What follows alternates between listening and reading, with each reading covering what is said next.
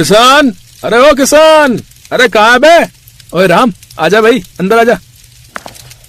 क्या कर रहा है? मटर पनीर बना रहा हूँ, खाएगा? हैं सच में? दिखा तो जरा। अबे मूली की सब्जी और रोटी है। अबे हट, मूली की सब्जी कौन खाएगा? हम खाएंगे ना। और तुझे क्या लगा कि मैं सच में मटर पनीर बना रहा हूँ? हाँ, मुझे तो यही लगा था। अबे मेरे भोले चंद, हम गरीबों की किस्मत में मटर पनीर कहाँ? वो तो कभी कभार किसी की शादी में मिल गया तो खा लिया। हाँ यार, पिछली बार पन्नू की शादी में खाया था। सुनना, तू भी जल्दी से ब्याह कर ले यार। क्या कहा? ब्याह? क्यों भाई, तुझसे मेरी रईसी देखी नहीं जा रही है क्या? अबे तू ब्याह करेगा तभी तो मटर पनीर खाने को मिलेगा। अरे यार, मैं कहाँ से खिला पाऊंगा तुझे मटर पनीर? मेरी हालत तो तू देख ही रहा है। ले देकर बाबा का एक ही छोटा सा खेत तो है, बस उसी से काम चल रहा है। शादी करके क्या सुख दे पाऊंगा मैं किसी लड़की को? ये कहते हुए किशन अपनी टूटी फूटी झोपड़ी की तरफ देखने लगा। कोई नहीं भाई, तो देखना, कभी तो अपने भी दिन फिरेंगे। अच्छा, और अमीर बनकर क्या करेगा तू? भाई मटर पनीर की लाइन लगा दूंगा। सुबह मटर पनीर, दोपहर में मटर पनीर, फिर रात में भी मटर पनीर, और अगर रात में नींद खुल गई ना गलती से तो फिर से मटर पनीर। अबे बस कर, पूरी दुनिया के मटर और पनीर खत्म करके ही मानेगा क्या? नहीं यार, सच्ची में काश ऐसा होता ना कि एक जादू की छड़ी मिल जाती मुझे, कि बस घुमाऊं और मेरी हर मुराद पूरी हो जाती। जरा सोच के देख मेरे भाई, कितना बढ़िया हो जाता फिर तो। राम की बातों पर उसका बचपन का दोस्त किशन बस हंसता रहा। इसके बाद कुछ बोला नहीं। असल में किशन बहुत गरीब था, तो हालत राम की भी अच्छी नहीं थी। दोनों के खेत आसपास ही थे। कई साल पहले उनके पिताजी एक साथ खेती किया करते थे और अब वो दोनों भी ऐसा ही कर रहे थे। फिर उसी दिन दोपहर में जब दोनों दोस्त अपने अपने खेत समतल कर रहे थे। सुन किशन, अब की बार क्या बोएगा तू? गेहूं ही बोऊंगा भाई, गेहूं ही सही है। साथ में कुछ हो ना हो, रोटी बनाओ और प्याज नमक के साथ खा लो। क्या हुआ, हंस क्यों रहा है? मैं सोच रहा हूँ मटर पनीर बो देता हूँ। है? सही है। सुन, जब उग जाए तो मुझे भी बुला लेना, मैं भी खाने आ जाऊंगा। किशन भले ही पैसों से गरीब था, लेकिन था एकदम जिंदा दिल। कमाल तब हो गया जब उसके खेत में इस बार गेहूं की अच्छी पैदावार हुई। उसने कुछ गेहूं बेच दिए और बाकी अपने लिए रख लिए। फिर एक शाम। ओए कहाँ जा रहा है यार? बहुत दिन हो गए, नाना जी को नहीं देखा, तो बस उनसे मिलने जा रहा हूँ। अच्छा, कब लौटेगा फिर? 2-3 दिनों में आ जाऊंगा। इस बार थोड़ा रुक कर ही आऊंगा। किशन का ननिहाल उसके गांव से ज्यादा दूर नहीं था। 2 गांव छोड़कर ही उसके नाना और नानी का गांव था, जिसका नाम था चंबलपुर। अपने नाती को देखकर उसके नाना और नानी बहुत खुश हुए। और फिर नानी, गांव की हालत में तो कोई सुधार नहीं दिख रहा। कैसा दिखेगा बेटा? ना करने को कोई काम धंधा है और ना ही यहाँ की जमीन इतनी उपजाऊ है। हमारी तो जिंदगी जैसे तैसे कट गई। पता नहीं इन बेचारों का क्या होगा। हर घर में माँ बाप अपना पेट काट कर अपने बच्चों को खिला रहे हैं, और वो भी बच्चों को पूरा नहीं पड़ता। बड़ी गरीबी है बेटा, ईश्वर कृपा करे। चंबलपुर की हालत वाकई बहुत दयनीय थी। हर घर में गरीबी थी। लोग खाने के लिए कड़ी मेहनत करते थे, फिर भी उन्हें पर्याप्त खाना नहीं मिल पाता था।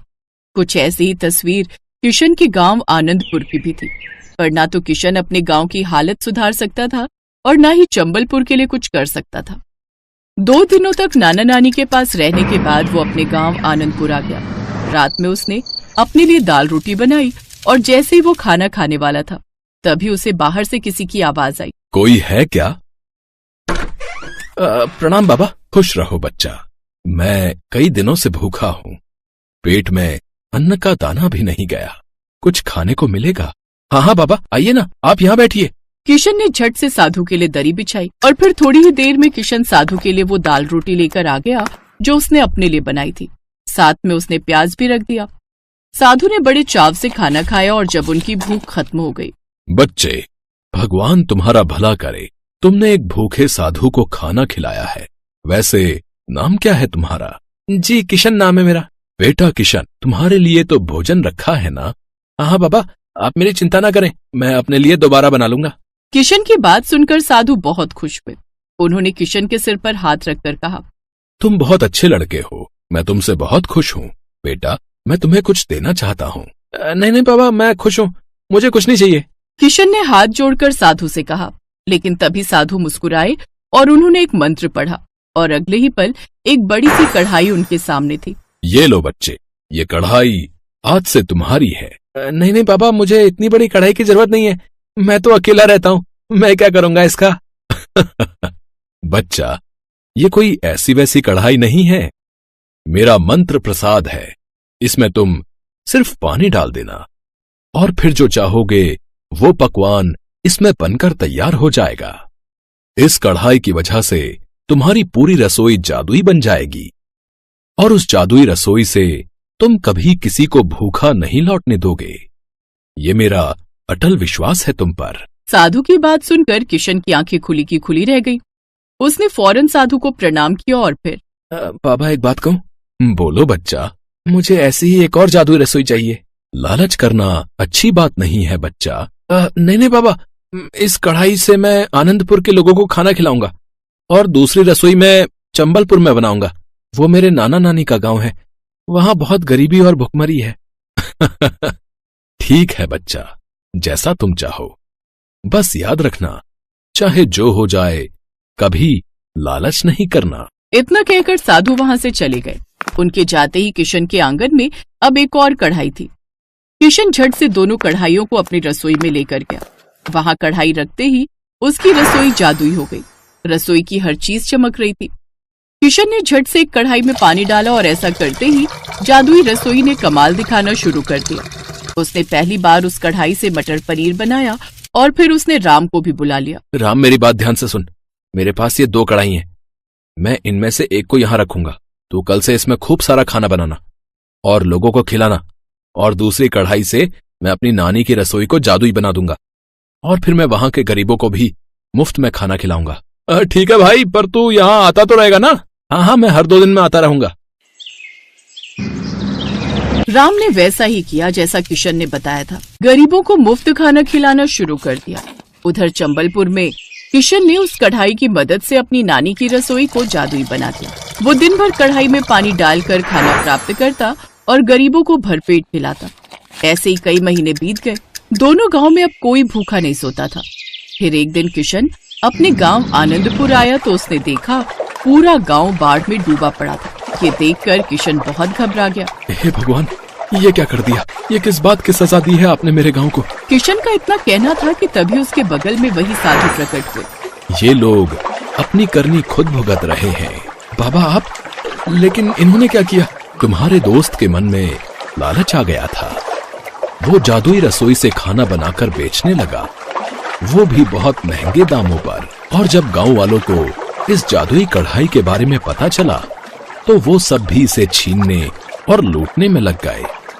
बस इसी छीना झपटी में कढ़ाई का पानी नीचे गिर गया और इस गांव में बाढ़ आ गई। इन सब पर दया करें महाराज और इन सबको बचाने का उपाय बताएं। इन सबको माफी मांगनी होगी। हाँ, हम सब माफी मांगते हैं। माफ कर दीजिए साधु महाराज। ठीक है, मैं इस गांव को पहले की तरह कर देता हूँ। साधु बाबा ने फिर से एक मंत्र पढ़ा और अगले ही पल सारे गांव का पानी उनके कमंडल में समा गया। इसके बाद पूरे गांव ने कभी लालच न करने की कसम खाई और फिर सब ठीक हो गया। शीतल फोन पर बात करते हुए रोए जा रही थी। उधर से उसकी माँ उसे समझाते हुए चुप करवा रही थी। मम्मी, मेरे काले रंग के लिए यहाँ सब मुझे ताने देते हैं। इसमें मेरी क्या गलती है अगर मैं काले रंग की हूँ? क्या काले रंग के लोग इंसान नहीं होते? अब तो बहुत मन खराब होता है मम्मी। मुझे आपकी बहुत याद आ रही है। मैं बहुत परेशान हूँ। रो मत बेटी, सब ठीक हो जाएगा। एक दिन तेरे ससुराल वालों को तेरी अच्छाई का एहसास जरूर होगा। शीतल फोन रख देती है और कमरे से बाहर आकर रसोई के कामों में लग जाती है। मम्मी जी, रसोई में मसाले खत्म हो गए हैं। आपके घुटनों में दर्द है और मैं जा नहीं सकती। मैंने मशीन लगाई है, कपड़े धोने लगी हूँ। अरे तो ये शीतल क्या कर रही है? इसे भेज दे मसाले लेने के लिए। वैसे भी इसकी काली शक्ल देख देख कर दिमाग और खराब होता है। थोड़ी देर घर से बाहर रहेगी तो घर में उजाला रहेगा। शीतल, जाओ बाजार से रसोई के सारे मसाले खरीद लाओ। एक भी मसाला छूटना नहीं चाहिए। मैंने लिस्ट में सारे मसाले लिख दिए हैं। जी भाभी, मैं ले आती हूँ। हमारी ही किस्मत फूटी थी जो ऐसी काली बहू मिली। कोई ऐसा मसाला भी ढूंढ लाना जिसे खाने से तेरा रंग गोरा हो जाए। शीतल अपनी सास की बातें सुनकर चुप रहती है क्योंकि ये सब वो रोजाना ही सुनती थी। शीतल बाजार तो चली जाती है पर उस दिन बाजार बंद था। भैया, ये राशन की दुकानें क्यों बंद हैं? बहन जी, सोमवार सारी दुकानें बंद रहती हैं। अरे आज तो सोमवार है, मुझे तो ध्यान ही नहीं रहा। शीतल को तो ध्यान नहीं रहा, पर उसकी जेठानी और सास को ये बात अच्छे से पता थी। मम्मी जी, हमने अच्छा किया, आज सोमवार की छुट्टी होती है। वो बेचारी शीतल बाजार में मसाले की दुकान ढूंढ रही होगी। आप शीतल को तंग करने का कोई मौका नहीं छोड़ते हो। छोड़ना भी नहीं है, मैं तो सच में उससे बहुत नफरत करती हूँ। घूमती रहने दो धूप में बाजार में, जब खाली हाथ लौट कर आएगी तो अच्छे से सुना देंगे। शीतल बहुत परेशान थी। बाजार में मसाले की कोई भी दुकान नहीं खुली थी। शीतल घूमती रही। दोपहर में धूप बहुत तेज हो गई थी। शीतल को बहुत प्यास भी लगी थी। वो एक दुकान से पानी खरीदने जाने लगी तो उसने सड़क के किनारे एक बूढ़ी औरत को बेहोश देखा। हे भगवान, ये कौन है? बेचारी लगता है धूप से बेहोश हो गई है। मैं भैया से पानी खरीद कर लाती हूँ। भैया जरा एक बोतल पानी देना। शीतल पानी की बोतल लेकर उस औरत के पास जाती है और उसके मुंह पर थोड़ी सी पानी के छींटे डालती है। औरत होश में आ जाती है। शुक्रिया बेटी, तुम्हें देखकर बहुत अच्छा लगा। तुमने मेरी मदद की। आज के जमाने में कौन किसी की परवाह करता है। बेटी, एक काम और कर दो, कुछ दूरी पर मेरा घर है, मुझे वहां तक छोड़ दो। बहुत कमजोरी महसूस हो रही है। क्यों नहीं दादी माँ, जरूर, चलिए। शीतल उन बूढ़ी औरत को उनके घर तक छोड़ देती है। बातों बातों में शीतल अपने बारे में बात करती है। बेटी, मैं तुम्हें बताना चाहती हूँ कि किसी जमाने में मैं एक मशहूर जादूगरनी थी। अब उम्र के साथ मैंने जादू करना छोड़ दिया है, पर मैं तुम्हारी मदद जरूर करूंगी। बेटी, मैं तुम्हें जादुई मसाले दूंगी। उन मसालों के इस्तेमाल करने से घर पर सभी लोगों का व्यवहार तुम्हारे लिए अच्छा हो जाएगा। सब तुमसे बहुत प्यार से बात करेंगे और सब ये भूल जाएंगे कि तुम्हारा रंग काला है। इससे तुम्हारी जिंदगी में खुशियां आ जाएंगी। पर एक बात का ख्याल रखना बेटी, ये मसाले हमेशा जादुई रहेंगे, पर हर रविवार की रात इन मसालों का जादू काम नहीं करेगा। इसलिए तुम्हें बहुत सावधानी रखनी है। तुम्हें उस रात किसी के भी सामने नहीं जाना, नहीं तो फिर से सब कुछ पहले जैसा हो जाएगा। उसके बाद ये मसाले अपना जादू नहीं दिखा पाएंगे। मैं ध्यान रखूंगी दादी माँ, आपका बहुत बहुत शुक्रिया। आपने मेरी सारी चिंता दूर कर दी। शीतल वो जादुई मसाले लेकर घर आ जाती है। मसाले इतने सुगंधित थे कि उसकी सास और जेठानी कुछ बोल ही नहीं पाए। उस दिन सब्जी में वही मसाले इस्तेमाल हुए और जादुई मसालों ने अपना काम करना शुरू कर दिया। वाह, क्या सब्जी बनाई है शीतल बहू। चलो अब तुम भी बैठकर खा लो। सुबह से काम में लगी हुई थी, सारे सामान भी खरीद कर लाई हो घर के लिए। हाँ, बाकी की रोटियां मैं बना लेती हूँ, तुम भी बैठो और सबके साथ खाओ। शीतल हैरान रह गई। जादुई मसाले के जादू की वजह से उसकी सास और जेठानी उससे खूब प्यार से बात करने लगी। 3-4 दिन तक ऐसे ही रहा, पर जब संडे आया तो शीतल को चिंता हो गई। आज तो संडे है, आज रात मुझे बहुत ध्यान देना है। ऐसा ना हो कि किसी को पता चल जाए। मैं कमरे में ही रहूंगी। शीतल, मैं और बड़े भैया रात को शादी में जा रहे हैं। हम सुबह तक लौटेंगे तो माँ का ख्याल रखना। हाँ, आप चिंता मत करो। चलो अच्छा है, आज रात ये और भैया शादी में जा रहे हैं। मैं चुप करके सो जाऊंगी, किसी को पता नहीं चलेगा और कल सब कुछ फिर से ठीक हो जाएगा। शीतल को तसल्ली थी कि रवि और उसके जेठ दोनों शादी में चले गए हैं। शीतल ने सोचा वो अपने कमरे की कुंडी लगाकर सो जाएगी ताकि रविवार की रात आराम से निकल जाए।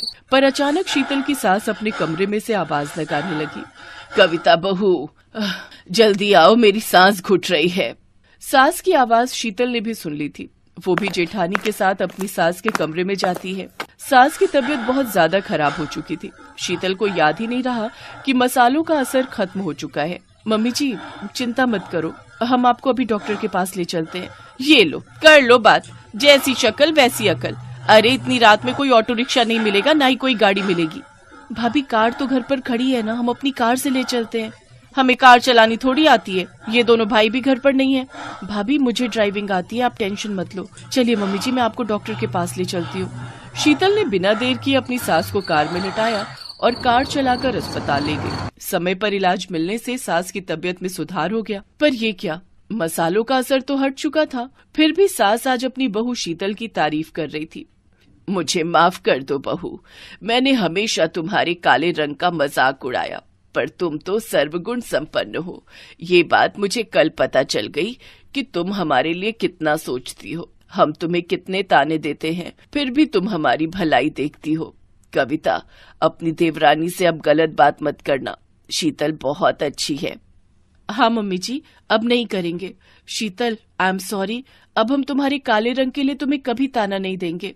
शीतल खुश थी कि भले ही जादुई मसालों का असर खत्म हो गया, पर मुसीबत के समय अपनों के काम आकर शीतल ने सबका दिल जीत लिया। हेलो दोस्तों, कैसे हैं आप सब? हमारी कहानियाँ देखने के लिए हमारे चैनल को सब्सक्राइब कीजिए और हाँ, बेल आइकॉन पर क्लिक करना मत भूलिएगा।